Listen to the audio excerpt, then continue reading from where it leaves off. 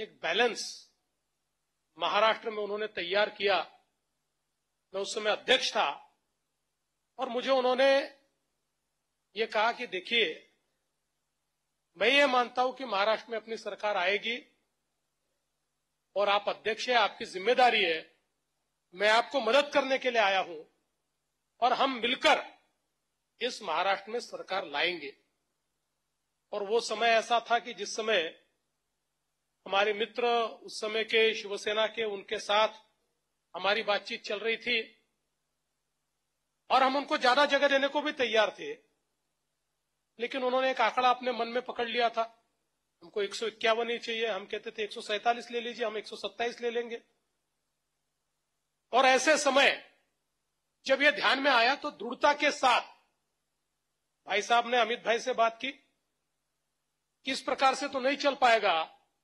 अमित भाई ने प्रधानमंत्री जी से बात की और फिर यह तय हुआ कि अगर 147 और 127 ये फॉर्मूला होता ना बचे हुए हमारे छोटे दोस्तों को, तो अब अलायंस होगा, नहीं तो नहीं होगा।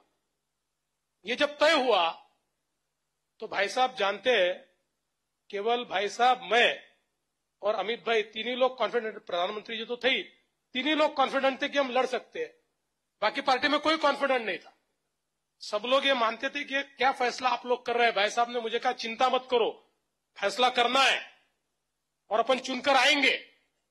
ये इनका विश्वास था कि जिस विश्वास के कारण हमने शिवसेना को अल्टीमेटम दिया। हमने कहा अगर 147 पर आप लड़ना चाहते हो, हम आपके साथ हैं, साथ में लड़ेंगे। हम 127 लड़ेंगे, हम दोनों के अच्छे चुनकर आएंगे, 200 से ज्यादा लोग चुनकर आएंगे। आपका मुख्यमंत्री बनेगा, हमारा उप मुख्यमंत्री बनेगा।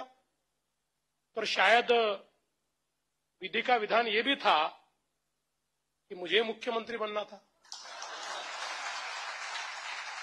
इसलिए उन्होंने कहा नहीं, हमारे युवराज ने घोषणा की 151 की, एक सीट कम नहीं करेंगे। वो बिल्कुल कौरव वाले मोड़ में आ गए, 5 गांव भी नहीं देंगे। उन्होंने कहा 5 गांव नहीं देंगे तो श्री कृष्ण है हमारे पास, हम भी लड़ाई लड़ लेंगे।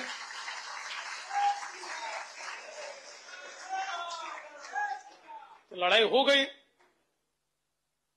और मुझे अभी भी याद है कि जिस प्रकार से मैं तो प्रचार में था, मेरे लिए तो पूरा राज्य घूमकर सभाएं करना, सारी चीजें करना, पीछे में एक बैकबोन की तरह उस समय एक और भाई साहब और दूसरी ओर अमित भाई, ये दोनों बैठे हुए थे।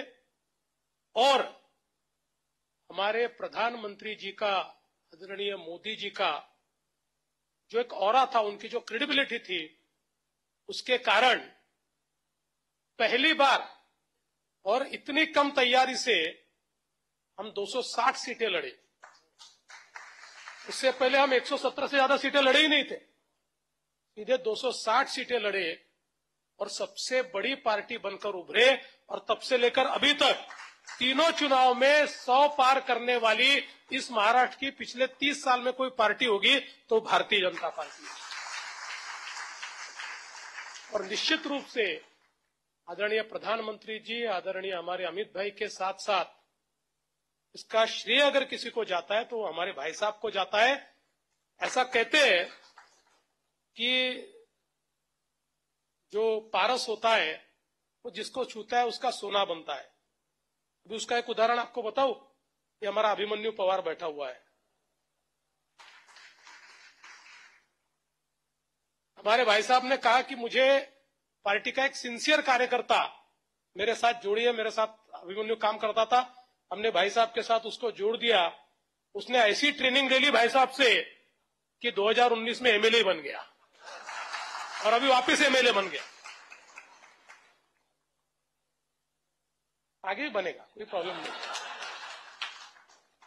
जब तक तुम पर उनका आशीर्वाद है और सबका आशीर्वाद है तब तक बनोगे, और मार्ग से भटकोगे तो घर जाओगे।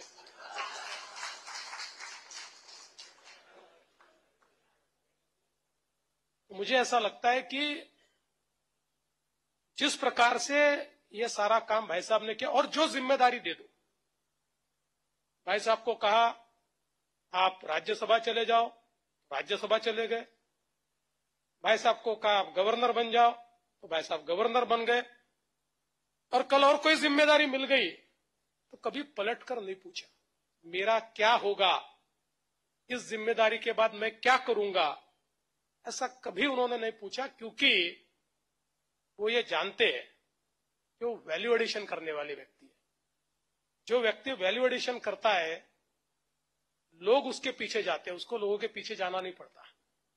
और उसी प्रकार से भाई साहब जहां जाते हैं वह दूध में शक्कर का ही काम करते हैं, दूध को मिठाई करते हैं। इसीलिए आज जब हम लोग उनका सत्कार कर रहे हैं तो मैं ऐसा मानता हूं कि यहां पर बैठे हुए ऐसे कम से कम 100 लोग होंगे कि जो भाई साहब के अलग अलग तरीके से उनके व्यक्तित्व के बारे में बोल पाएंगे। मैं राजनीतिक व्यक्तित्व के बारे में या सामाजिक कार्य के बारे में बोल पाऊंगा, मोतीलाल जी और किसी बारे में बोल पाएंगे, शैलेश जी और किसी बारे में बोल पाएंगे। क्योंकि ये जब भी शैलेश जी ने कहा कि ये 3 प्लेयर्स का जो एक संगम इनमें उनको दिखाई पड़ता है, मैं तो ये कहता हूं कि ये ऑलराउंडर आदमी है, हरफन मौल आदमी है। और सबसे बड़ी बात है कि जो आदमी एक विचार से काम करता है और बिना किसी फल की चिंता से काम करता है, उसमें एक अलग ही आत्मविश्वास होता है। वो आत्मविश्वास आपको भाई साहब में दिखेगा। ये आदमी कभी चिंतित घबराया हुआ ऐसा आपको नहीं दिखेगा। तो आप कितने भी घबराए हो, कितने भी चिंता में हो, आप भाई साहब के पास पहुंच जाओ, आपकी चिंता के ऊपर एक जवाब उनके पास से आपको मिल सकता है। ये उनके व्यक्तित्व की खासियत है। इसीलिए आज जब उनका स्वागत और सत्कार करने का अवसर मुझे प्रदान किया तो मुझे बहुत खुशी हुई कि मैं उनका सत्कार कर पाया। और हमारा जो राजस्थान ग्लोबल फोरम है एक ऐसा मंच है जो अलग अलग प्रकार के सामाजिक कार्यों के माध्यम से बहुत अच्छा कार्य इस फोरम के माध्यम से होता है। और विशेष रूप से हमारा जो मुंबई और महाराष्ट्र में रहने वाला राजस्थानी समुदाय है, हम उनको मारवाड़ी कहते हैं। आप मारवाड़ से हो कि कहां से हो मुझे मालूम नहीं, पर एक कॉमनली मारवाड़ी कहते हैं। और हमारे यहां तो कहते हैं जहां न पहुंचे बैलगाड़ी वहां पहुंचे मारवाड़ी।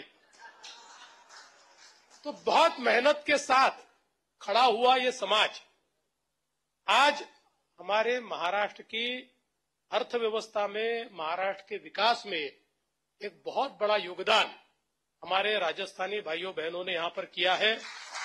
और अब तो ये 3-3, 4-4 पीढ़ियां यहां हो गई। इनमें से कई लोग तो ऐसा मराठी बोलते हैं कि मुझे भी शर्म आती है कि मेरा मराठी इतना अच्छा है कि नहीं है। तो ये जो एक आप लोगों ने जन्मभूमि को छोड़कर कर्मभूमि में भी उसी समर्पण के साथ जो कार्य किया है, मैं उस कार्य के लिए आप सभी को प्रणाम करता हूं, आप सभी को बधाई देता हूं। और फिर एक बार हम सभी की ओर से और पूरे महाराष्ट्र की ओर से भाई साहब का अभिनंदन करते हुए ईश्वर से प्रार्थना करता हूं। भाई साहब 73 इयर्स के आपने क्यों बता दिया भाई, दबते थोड़ी है, आपने बता दिया 73 इयर्स के। तो मैं तो ईश्वर से प्रार्थना करता हूं कि इसी प्रकार से बार बार भाई साहब का स्वागत और सत्कार करने का अवसर हमको मिले।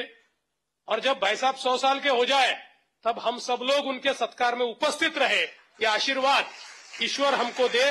इतनी ईश्वर के चरणों में प्रार्थना करते हुए अपने शब्दों को विराम देता हूं। जय हिंद, जय महाराष्ट्र।